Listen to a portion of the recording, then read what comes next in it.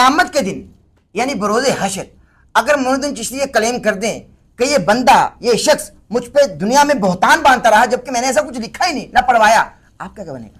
مقدمہ ہوگا احمد بریلوی کے اوپر. ٹھیک ہے، مجھے تو اور نے بتایا نا کہ چشتی رسول اللہ پڑھنا چاہیے، صحیح ہے، دفاع ہونا چاہیے. میں نے تو آگے کہا نہیں ہونا چاہیے. دشمن ہو لیکن کمینہ نہ ہو. یہ کمینہ دشمن ہے اہل سنت کا. کس طرح تہمت باندھ رہا ہے، جھوٹ باندھ رہا ہے، جھوٹے پر اللہ کی لعنت. کہہ رہا ہے کہ اعلیٰ حضرت نے مجھے کہا ہے کہ یہ کلمہ پڑھنا چاہیے اور اس کا دفاع ہونا چاہیے. اعلیٰ حضرت رحمۃ اللہ علیہ فتاوی رضویہ جلد 15 صفحہ نمبر 719 پہ لکھتے ہیں جس نے کہا میں اللہ کا رسول ہوں وہ کافر ہے. تو وہ کہہ رہے ہیں کافر ہے وہ بندہ جو کہے میں اللہ کا رسول ہوں. یہ جھوٹا بندہ ان پر تہمت باندھ رہا ہے. چیلنج ہے اس کو ٹائم قیامت تک ہے کہ آپ دکھا دیں کہ اعلیٰ حضرت رحمۃ اللہ علیہ نے فرمایا ہو کہ یہ کلمہ پڑھنا چاہیے. کتنا بڑا جھوٹا اور کمینہ آدمی ہے. اور یہ کمینہ آدمی کیا کہہ رہا ہے کہ جناب علی بریلی میں یہ کلمہ پڑھا جاتا ہے، یعنی انڈیا میں یہ کلمہ پڑھا جاتا ہے اور میرے ڈر کی وجہ سے وہ نہیں پڑھتے. نبی علیہ السلام فرماتے ہیں جو کسی کو کافر کہے اگر وہ کافر نہیں ہے تو کفر اس کی طرف لوٹے گا. کوئی یہ کلمہ نہیں پڑھتا لیکن یہ دعویٰ کر رہا ہے کہ وہ کلمہ پڑھا جاتا ہے، میرے ڈر کی وجہ سے نہیں پڑھا جاتا. یہ بھی ذرا دیکھ لیں. لیکن بریلی شریف میں ابھی تک کوئی چشتی رسول اللہ کلمہ پڑھنے والا نہیں ملتا ہم کو. وہ میرے ڈر کی وجہ سے نہیں پڑھ رہے نا. پڑھتے ہوں گے ویسے. یہ فتاوی رضویہ میں جب لکھا ہوا ہے کہ سبع سنابل رسول اللہ کی برگاہ میں مقبول ہے، فتاوی رضویہ وہیں سے نکلا ہے نا. صحیح ہے. اور سبع سنابل بھی پرنٹ ہو رہی ہے انڈیا میں پاکستان میں، اس میں چشتی رسول اللہ لکھا ہوا ہے. یہ جواب دیں. اگر یہ کہتے ہیں کہ اعلیٰ حضرت کو پتہ نہیں چلا تو ہم کہیں گے کہ اعلیٰ حضرت مجرم ہے کہ اس نے ایک امتی کے نام کے کلمہ پڑھنے والی کتاب کو کہا رسول اللہ کی بارگاہ میں مقبول ہے. بخاری مسلم میں حدیث ہے جس نے میری طرف جھوٹ منسوب کیا اپنا مقام جہنم میں دیکھ لیں. بالکل صحیح. علی بھائی اور اگر انہوں نے لا علمی میں کیا ہے تو اعلیٰ حضرت کی بزرگی فارغ ہے. ان کے پاس نہ کوئی علم غیب تھا، نہ بزرگ تھا، نہ دلوں کا حال جانتے تھے. انتہائی اجڑ تھے کہ انہوں نے اتنی بڑی بات کر دی. بالکل صحیح. سبع سنابل کی اعلیٰ حضرت نے تعریف کی ہے تو مطلب کتاب کی تعریف کر دی تو اس میں جو کچھ بھی ان کا عقیدہ بن گیا اسی بیس پر کہ وہ اجڑ ہیں، وہ جاہل ہیں. ہم آپ کو دکھانے والے ہیں بالکل اسی طرح ایک واقعہ اس نے بیان کیا ہے کہ آپ صلی اللہ تعالیٰ علیہ وآلہ وسلم کو کتاب پسند ہے. اب جب اس سے پوچھا گیا کہ اس میں تو بڑی چیزیں غلط ہیں، پھر آپ کو ہم کہیں گے اجڑ جاہل. آپ کہتے ہیں میں تو علمی کتابی ہوں. یعنی اعلیٰ حضرت کے بغض میں کس طرح کی زبان اس نے استعمال کی ہے. کیونکہ یہ کمینہ آدمی ہے. کمینے آدمی کو نہیں پتا ہوتا کہ یہ بات میں کر چکا ہوں کہ کسی کتاب کو پسند کرنے کا مطلب کیا ہے. اس اجڑ اور جاہل کی زبان سے خود آپ سن لیں. جی کہ آپ نے مولانا طارق جمیل صاحب کی ایک کتاب ہے گلدستہ اہل بیت، اس کو پروموٹ کیا ہے. حالانکہ اس کتاب کے اندر بھی سیدنا حسین علیہ السلام کی طرف منسوب وہ جھوٹا افسانہ ہے جس میں 3 شرائط کا ذکر ہے. اس حوالے سے آپ کیا کہتے ہیں؟ میرے بھائی میں تو مشکات المصابیح کو بھی پروموٹ کرتا ہوں. اس کا قطعاً یہ مقصد نہیں کہ مشکات کے اندر جو کچھ لکھا ہوا ہے وہ ٹھیک ہے. ضعیف روایتیں بھی ہیں. اگر میں آپ کو کہوں کہ کتب ستہ پڑھیں تو اس میں ترمذی میں تو 30% احادیث ضعیف ہے. تو آپ کہیں جی آپ نے ترمذی پروموٹ کی تھی تو اس میں تو ضعیف حدیثیں نکلی. تو میں نے کب یہ کہا تھا کہ ترمذی میں جو کچھ 2 گتوں کے درمیان لکھا ہوا ہے وہ ٹھیک ہے. وہ سر ایک ہی کتاب ہے اللہ کی کہ جو 2 گتوں کے درمیان سب کچھ ٹھیک لکھا ہوا ہے. باقی اپنی تھیم کے اعتبار سے وہ ایک اچھی ایفرٹ ہے گلدستہ اہل بیت. باقی اس میں یہ بھی بتایا تھا کہ مولانا طارق جمیل صاحب کو کسی نے یہ بتایا کہ نبی الاسلام خواب میں آئے ہیں اور انہوں نے اس کتاب کو پسند فرمایا. اس کا قطعاً یہ مقصد نہیں ہے کہ نبی الاسلام نے کوئی چیز پسند فرمائی ہے تو اس کا یہ مطلب ہے کہ 100% اس میں سب کچھ ٹھیک لکھا ہوا ہے. کسی کو پسند نہ پسندیدگی کا معاملہ 100% نہیں ہوتا. اگر آپ کو کوئی بندہ پسند ہے تو کیا آپ اس کی 100% عادتوں کو پسند کر رہے ہوتے ہیں؟ نہیں. چاند ایک باتیں آپ کو اچھی لگ رہی ہوتی ہیں. آپ نے اس کی کمینگی دیکھی. جو اصول اعلیٰ حضرت رحمۃ اللہ علیہ پر یہ گھڑ رہا ہے کہ انہوں نے اس کتاب کی تعریف کی تو مطلب جو اس کتاب میں ہے وہ ان کا عقیدہ بن گیا. پھر تیرا عقیدہ کیا بنا؟ تو حضرت امام حسین رضی اللہ تعالیٰ عنہ کو بزدل کہہ رہا ہے. تو یزیدی نکلا. پھر نہیں آپ علیہ السلام کی بارگاہ میں اس کتاب کے پسند ہونے کا مطلب یہ نہیں کہ ہر چیز پسند ہو اور اچھی کتاب ہے تو وہاں بھی یہ اصول مان لے. نہیں، کمینہ آدمی ہے. تو جس نے اس کا یہ کلپ دیکھ لیا اس کی کمینگی کا آپ کو پتہ چل گیا. نہیں یہ جو کتاب کی ہم نے تعریف کی نا مولانا طارق جمیل صاحب کی، اس میں کلمہ کفر کی بات نہیں تھی بھائی. اس میں یہ تو تھا نا کہ امام حسین رضی اللہ تعالیٰ عنہ اتنے کمزور ہوئے کہ وہ یزید کی بیعت کے لیے نکلے.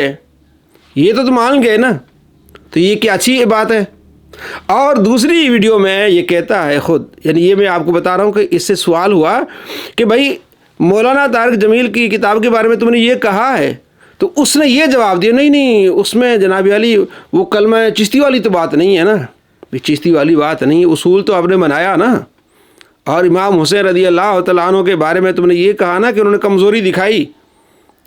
چلیں آپ کو ایک اور کلپ دکھاتے ہیں جس میں یہ فوز الکبیر کتاب ہے شاہ ولی اللہ رحمۃ اللہ علیہ کی، اس کی تعریف کر رہا ہے، کہہ رہا ہے اس کو پڑھیں کمال کی کتاب ہے، اور آپ کو یہ دکھاتے ہیں کہ اس کا عقیدہ ہے کہ جو الہام کے بارے میں عقیدہ رکھے کہ مجھے الہام ہوتا ہے وہ کافر ہے، اور اسی کتاب میں شاہ ولی اللہ رحمۃ اللہ فرماتے ہیں کہ مجھ پر الہام ہوا، قرآن پاک کی یہ تفسیریں مجھ پر الہام ہوئی، تو اس کتاب میں تو اس کے نزدیک کفر ہے، تو کفر والی کتاب کی تعریف کرنا اور کہنا کہ تم اس کو پڑھو وہ خود کافر ہوگا کہ نہیں ہوگا اس کے اصول کے مطابق۔ یہ ذرا ویڈیو دیکھ لیں۔ تو شاہ ولی اللہ دہلوی المتوفا 1176 ہجری، انہوں نے ایک کتاب لکھی ہے الفوز الکبیر فی اصول التفسیر، چھوٹی سی کتاب ہے عربی کے اندر، وہ عموماً ایم اے اسلامیات کے کورس میں بھی درس نظامی میں بھی پڑھائی جاتی ہے، آپ کو مارکیٹ سے مل جائے گی، اس کا پی ڈی ایف بھی ہماری ویب سائٹ سے آپ کو مل جائے گا۔ تو شاہ ولی اللہ دہلوی کی بہت بڑی کنٹریبیوشن ہے، میرا خیال ہے یہ کتاب آپ لوگوں کو لے کے پڑھنی چاہیے، اس کا پروفیشنل پی ڈی ایف بھی گوگل میں ہماری ویب سائٹ کے اوپر بھی اویلیبل ہوگا، ہم نے کئی جگہ اس کے حوالے بھی لگائے ہیں، وہ کتاب کمال کی کتاب ہے، وہ آپ لے لیں۔ تعریف کی رس کمال کی کتاب ہے، اس کو پڑھنا چاہیے۔ اب میں آپ کو دکھانے والا ہوں کہ اس کتاب میں کیا ہے۔ یہ الفوز الکبیر یہ کتاب ہے، صفحہ نمبر اس کا ہے 155۔ لکھتے ہیں کہ تفسیر کی تمام مذکورہ اقسام میری نظر میں ہیں، میں ان کے اصولوں اور تفصیلات کو اچھی طرح جانتا ہوں، میں نے ان تمام قسم کی تفسیروں پر مجتہدانہ طور پر تحقیق کی ہے، بلکہ ان کے علاوہ تفسیر کی دو ایک قسمیں ایسی ہیں جو مجھے براہ راست الہام ہوئی ہیں، جن کو اس کتاب میں لکھ رہا ہوں، اور یہ ایک ایسی سعادت ہے جس کا شکر کرنا کسی انسان کی بس میں نہیں۔ صفحہ نمبر 155 الفوز الکبیر کہہ رہے ہیں مجھ پر الہام ہوا ہے، اور الہام کے بارے میں جو عقیدہ رکھے اس کا نظریہ اس کے بارے میں کیا ہے، یہ ذرا آپ دیکھ لیں۔ بالکل ہمارے نزدیک کوئی بھی شخص نبی علیہ السلام کے بعد یہ دعویٰ کرے کہ اس کے پاس کوئی غیبی خبر آتی ہے الہام یا کشف کے ذریعے، تو وہ دار اسلام سے خارج ہے، بالکل اس میں کوئی دوسری رائے نہیں ہے جی، بالکل اس میں دوسری رائے نہیں ہے۔ تو جو کہے کہ مجھ پر الہام ہوتا ہے وہ کافر ہے۔ تو شاہ ولی اللہ رحمۃ اللہ علیہ کافر ہوئے کہ نہیں ہوئے؟ ان کی کتاب جس میں واضح کہہ رہے کہ مجھ پر الہام ہوا، تو اس کے نزدیک تو وہ کافر ہوئے۔ ایسی کتاب کی تعریف کرنا کہ کمال کی کتاب ہے، وہ خود بندہ کافر ہوگا کہ نہیں ہوگا جس نے یہ عقیدہ رکھا ہے، اور اس کے سارے بابے کافر ہوتے ہیں۔ اس پر ہماری کافی ساری ویڈیوز ہیں۔ اس کا بابا مولانا اسحاق وہ کہتا ہے کہ الہام ہے، وہ بھی کافر ہو جائے گا۔ ڈاکٹر اسرار، مولانا مودودی، شیخ البانی، سارے اس کے بابے الہام سے متعلق یہی عقیدہ رکھتے ہیں، اور الہام کا معنی اللہ تبارک و تعالیٰ کوئی بات میرے دل میں ڈال دے، فَأَلْهَمْهَا فُجُورَهَا وَتَقْوَاهَا، کہ اللہ تبارک و تعالیٰ نیکیوں کی بات دل میں ڈالتا ہے، اور ان کو دور کرنے کا بھی اللہ تبارک و تعالیٰ دل میں ڈالتا ہے، الہام کرتا ہے۔ کسی کے دل میں بات آ جائے اللہ کی طرف سے اچھی بات، تو یہ عقیدہ اگر کفریہ ہے تو اس کا بابا ڈاکٹر اسرار بھی کافر، مولانا اسحاق بھی کافر، مولانا مودودی کافر، شیخ البانی کافر، یہ اپنے بابوں کو کھا گیا۔ تو یہ اپنے بابوں کو اس طرح کافر بناتا ہے، اہل سنت پر جھوٹ باندھتا ہے کہ ان کا بنیادی عقیدہ ہے، بنیادی عقیدہ۔ اسی طریقے سے بریلوی آتے ہیں تو ہم اس کے ساتھ بنیادی عقیدے کے اوپر بات کریں گے، چشتی رسول اللہ پہ۔ ایسے کمینے آدمی کو آپ پہچانیں، آپ باہر جا کے کسی بھی سنی مسلمان سے پوچھیں گے کہ کیا تمہارا عقیدہ، وہ کہے گا نہیں، لعنت ایسے شخص پہ جس نے یہ بات کی ہے۔ تو یہ اپنے ماننے والوں کو کافر بنا رہا ہے۔ اس کے چھوکرے جا کے دکانوں میں جا کے لوگوں کو کہتے ہیں تم چشتی رسول اللہ کلمہ پڑھو، ہم تمہیں پیسے دیتے ہیں، تو وہ کافر ہوئے کہ نہیں ہوئے؟ وہ کہتے ہم نے نہیں پڑھنا۔ تو یہ کمینہ آدمی ایسا ہے جو اپنے ماننے والوں کو برباد کر جاتا ہے، اپنے بابوں کو تو کافر بنا دیا اور اپنے ماننے والوں کو اس طرح برباد کر دیتا ہے۔ تو اپنی آخرت کی فکر کریں، اس کمینے سے بچے۔ نہیں یہ کہیں کہ اس کے چیلے نہیں، کتابوں میں لکھا ہے نا جناب علی، ان کو چھاپنا کیوں نہیں بند کرتے؟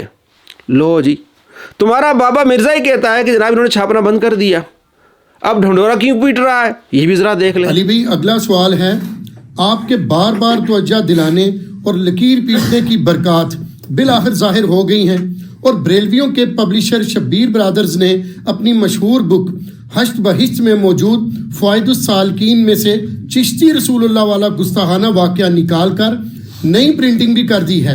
اب آپ کی بھی یہ اخلاقی ذمہ داری ہے کہ بریلوی علماء کے اس عمل کو اپریشیٹ کریں۔ دیکھیں جی، میں غیر مشروط طور پر شبیر بردرز کو اور ان سے متعلقہ جو بریلوی علماء ہیں انہیں مبارکباد پیش کرتا ہوں۔ بہت اچھی ایفرٹ انہوں نے کی ہے۔ 2 سال پہلے کس کی ویڈیو ہے کہ بریلوی علماء کو مبارکباد، لیکن اس کے باوجود جھوٹ پہ جھوٹ بولتا ہے کہ شبیر برادرز کے خلاف ہی کیوں احتجاج نہیں کرتے، یہ کلمہ کیوں نہیں جو ہے وہ نکلواتے۔ بھائی تو خود کہہ رہا ہے کہ انہوں نے خود چینج کر دیا ہے۔ یہ پبلشرز ہوتے ہیں، وہ کتابیں چھاپتے ہیں، اس سے پیسے کماتے ہیں، تو اس سے اہل سنت کے علماء کا کوئی تعلق نہیں ہے۔ لیکن بولتا کیا ہے؟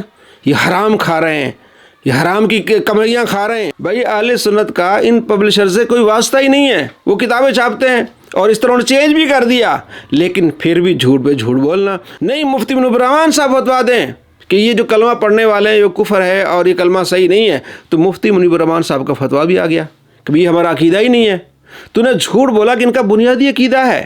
تو نبی علیہ السلام کیا فرماتے ہیں؟